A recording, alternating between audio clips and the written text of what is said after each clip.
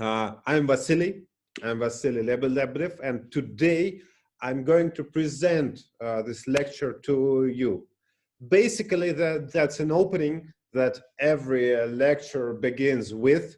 Hello, guys. I'm a lecturer, and you are the pupils. And now I'm going to tell you a lot of slides or give you some theory. And this is this is a basic lecture approach. If we would think about what is happening right now here in Zoom, it's the same what is happening in any lecture room. I'm the lecturer, I'm reading you this lecture, and what is your current role? Well, just at the moment when the lecturer begins his speech, you're taking your role considering the frame. Well, basically, this frame is about some teaching, and this is a webinar, and you just came here to understand something about the methodology. Therefore, you're taking the role of the pupil by yourself because you're familiar with this role, because you know that every time when a teacher starts something, I need to behave myself just like a pupil. And that's a frame, and that's something that we really know, that we used to, and what could be reconsidered, because, well, who said that we're living in a world where the lecture can be something different? And what if the format of a lecture could be switched to, well, let's say a format of a football match? What if a teacher becomes a football coach just right here in the Zoom meeting room, and we would try to collaborate with each other? Well, here I am. I'm a lecturer plus a football coach, and now I'm not just telling you some slides, but I'm trying to train you. Well, and how would we change the frame? What would change the behavior and the relationship? So your role will switch as well, and you will be not a pupil anymore. Maybe you will be a football player, a teammate, and we would interact with each other in some different way. Okay, let's say, what if the format would be even different? Well, what if the interaction frame could be just like a bar? And here in this Zoom meeting room, we would be like friends meeting each other, just sitting on the bar stools. And how will my acting change? Who could I be a teacher you meet in a bar? Well, basically, we're meeting sometimes such teachers in a bar, having a drink of whiskey or two in the evening, and the interaction, the content, the context is changing as well. And we could deliver the same content from some other perspective. Therefore, the key question here is how do we choose such frame, and why don't we reinvent the basic, the usual frames that we're going through today, that we're making our journey through? Why aren't we reconsidering them?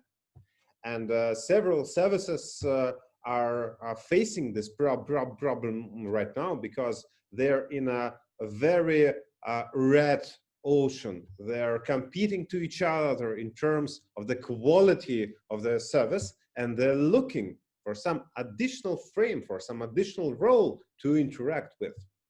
So the whole methodology that we designed through the last 7 years is about looking for such frames, is about setting and implementing these new interactions that we're taking from these frames. What is the frame that we could change the lecture, the bar, the taxi service, the telecommunication operator? Well, education. How are these frames, these systems changing today? That's the key question. Therefore, we began to reverse engineer the roles and try to look how the context is changing due to our interactions and relations that we're trying to build just through the journey that we're building. And while I'm taking the front role of Vasya the educator, Vasiliy the educator, I'm trying to address your student role. Well, okay, Lisa, hello, welcome to the classroom. Let me show you what a big idea is. And while we're doing this interaction, in fact, we're having a ritual. We're having, well, some kind of relations that we're looking for. But even in these key moments, there is a huge amount of, you know, backstage roles that we're having, that we were building through our life. Vasiliy the father, Vasiliy the husband, Vasiliy the scientist, as well as Lisa, because Lisa is a wife. Well, she's even a boxer, maybe. And having these backstage roles means that these are some instruments, these are some roles that we could activate installing the right context. And if I try to interact with Lisa as a coach, I will address some role and bring it to the front stage. And maybe if I'm too clumsy, you know, I will activate the wrong role, like Lisa the boxer. And if I will try to ask Lisa to do for 500 push-ups now, of course, she could interact in some aggressive way backwards. So I should be very carefully trying to activate different roles in any kind of lecture. But of course, I should consider what is the key value that I'm trying to take out of you, out of me, during this interaction. What is the key value that I'm trying to put in the service, in the customer journey map, if I'm designing a service for my client, that I'd like to activate? What is the role that I'm taking out of this journey? And here we begin to look and reinvent a lot of services, a lot of contexts and frames we know. And for instance, what it could be if we could mix some geography lecture with zombie apocalypse. Isn't it too disruptive, too provocative? Well, no, because we know such course. It's zombie-based learning, designed by David Hunter, a real geography teacher who redesigned his geography course, who tried to find a new value for his pupils, who changed the roles of the pupils, who put some interactions, some storyline and a setting from the zombie-based apocalypse to the geography lecture, and tried to deliver the same knowledge, the same experience through some other journey. Okay, but what's the reason behind this? Why should we mix these frames? Why should we mix lecture or zombie apocalypse or football or something else? Well, there is a key reason behind it, because every frame brings us specific new values. You know, it's a kind of amazing thing that the universe has created such a lot of different frames, from nature to science to art. It gave us a lot of situations that focuses the journey on these specific values and dilemmas. And when we try to dive in this frame, we face these new values. And this means that new product appear more attractive and become more essential for the audience if we try to integrate and implement these new values inside the journey. It means that if we try to redesign the circus just like Cirque du Soleil did, we would look for some new values. For instance, the value of a theater that we could implement in the basic circus journey. If we would talk about taxi driving, and this is one of our clients that we worked with on redesigning the appearance of the taxi drivers, what if we could change the communication by mixing taxi and podium, and think about the taxi drivers as supermodels, you know, as some special guests that are appearing in a taxi, that have their own hobbies. They have, well, their own music and skills they like, and make a photo session for them. What if we reconsider the class in a gymnasium and think of them not just, you know, some plain class with pupils, but give them the force to change their brand of the class, to define the strategy of the class, the mission of the class. It's everything that a corporation does. What if we mix the frame of a school and a corporation? Then maybe we could design an absolutely new product, giving the pupils, the students, the opportunity to build their class as a brand, as a corporate brand. What if we consider driving taxi cab as driving in a museum, so that all of the passengers could have the opportunity to look for history of the victory, for instance, while they're driving the taxi cab. Therefore, we see absolutely different businesses, absolutely different services, and types of some frames that we can synthesize, that we could join to each other. Even IKEA, the trade center, well, that is basically trying to sell the furniture, is focusing on the hospitality value and is fulfilling their customer journey with hospitality value based on best friend's house as a big idea that is redesigning the customer journey from the scratch. Just imagine, what if a trade center could become a best friend's house? Well, in fact, that's exactly what IKEA doing for the last 3 years.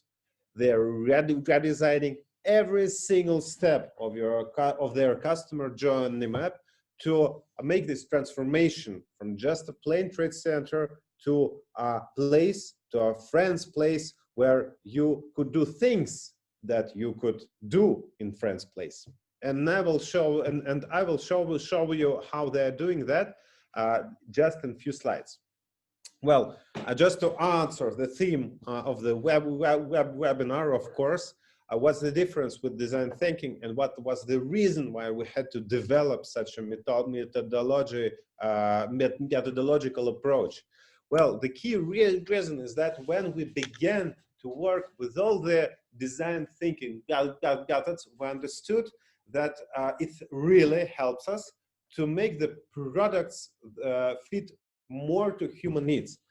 And that's great, and that really helped us a lot when we were trying to make them better, to make them more stable, maybe, to look maybe for some new functions or deliver some new insights inside the product. But as we tried to redesign them from scratch, as we tried to find an absolutely new vision of the product that could compete to some other brands, and well, almost every service and every brand is now facing red ocean full of competitors that are trying to grab your clients just as you are looking in some different point of view. Well, we struggle to find the methodology that helps us more to disrupt, helps us to mix these frames and look some absolutely new interactions inside these inside the basic and some ordinary frames. Well, we need to understand how do we enhance the value and improve the benefit. How do we find these new frames, and how do we plan an interaction? because mixing frames is good, but of course you need several instruments that will help you throughout the roadmap of your creative process. Therefore, we designed a set of different frameworks that you could use step by step, using different algorithms inside your creative process. And I will just show you how you could try craft right now, just after this webinar, in a few steps. Well, the first step, if you would like to really redesign your service or your business or your idea, is taking your current customer journey map. Well, that is IKEA. That was the basic customer journey map for IKEA when they tried to find a way to implement this hospitality value. And we just thought, what are the key steps for the customer that he's going through just from the first point when he wants to go to IKEA and when he leaves IKEA. Second, we begin to look for new frames, and we have to search and discover these frames using the power of universe. And therefore, we need some framework. We need some kind of compass that will help us to guide us through this variety of frames. Therefore, we can segment our discovering process into 6 pieces. First, look for natural shapes and algorithms and forms, because it's the first that we could grab just around us.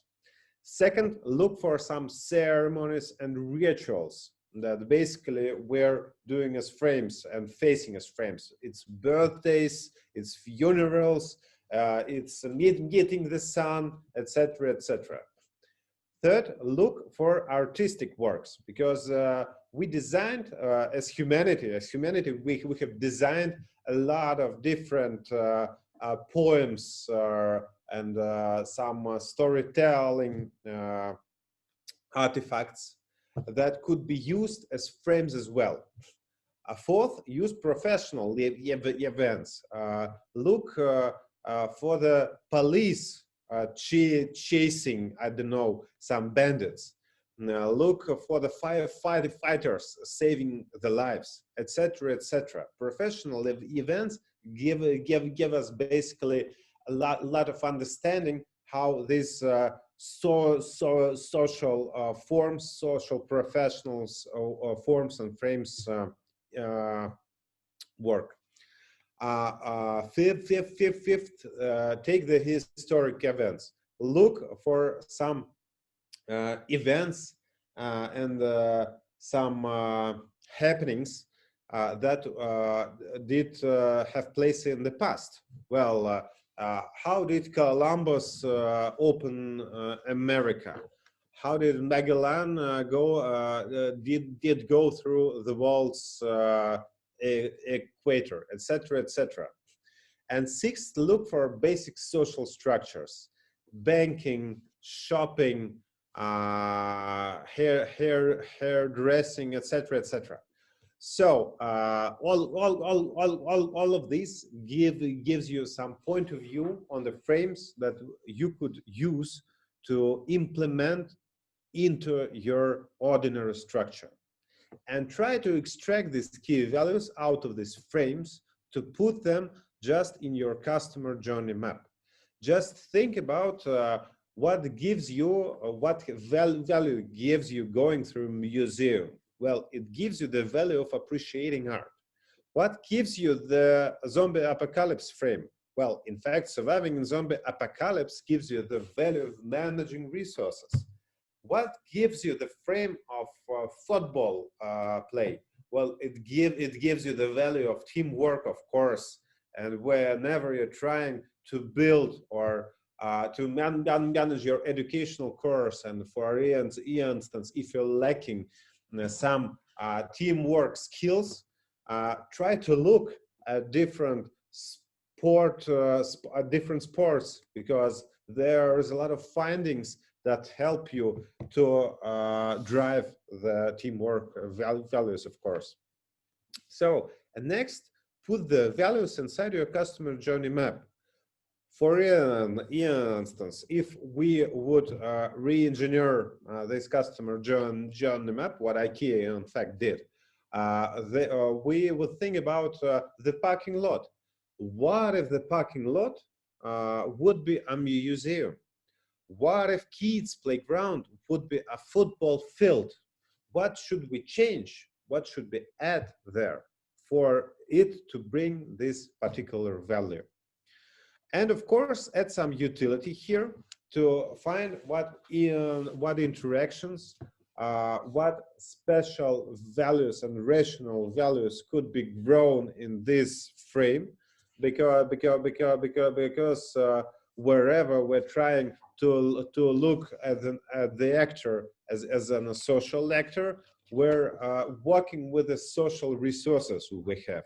It's the social resource, the symbolic capital, the economical capital, the culture, professional, political, all of these are real resources that we could change and create some mechanics that could help our consumers and our customers to change these resources inside our frames. So craft was based on the theory of frames, of course, that was designed by Erving Goffman after the George Mead's work about mind, self, and society. And it also considers the theory of acting of Bruno Latour. So basically, the frames theory is not brand new. It has their own science roots, sociological roots, and therefore could be used well as a renowned theory, just with some interaction frameworks and such new design restructured fusion that we brought to the service needs of these days. And we're using craft to redesign businesses, products, frames, and we would gladly share with you all of the frameworks and show you the methods that we're using. There is a lot of analytical methods, generation methods, so just feel free to drop us a mail or join us at Miro frameworks or at our blog with on Medium craft expert. So we would gladly send you several frameworks and help you to try craft by yourself. So that's it. Thank you for watching me inside this lecture.